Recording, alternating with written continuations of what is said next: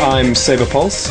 I've been writing music for about 5 years, and I've been writing chiptune music, which is a style of music that's created on old video game hardware like Nintendos, NES's, Game Boys, Ataris, Amigas, things like that.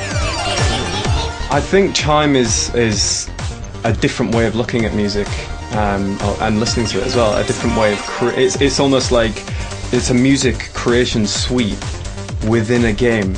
So you're creating new versions of people's tracks, but the artist can look back on them and listen to these versions and think it sounds nothing like the original composition. I was picking up ideas and thinking this is the way it should have been, or this is a different way it could be. So yeah, I mean, I could play the game and then get ideas and then put that into a remix myself. My music is tied into video games quite a lot because of the medium that they're created on. Video games themselves, I use a lot of video game samples and things like that.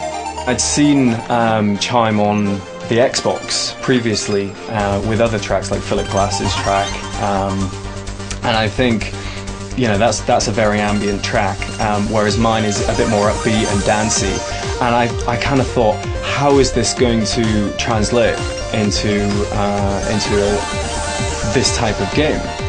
But it does perfectly. It's brilliant. It builds up and up and up, and it just transforms the track into something else completely. It's almost like a remix tool. It's created a new remix an infinite amount of new remixes of this song.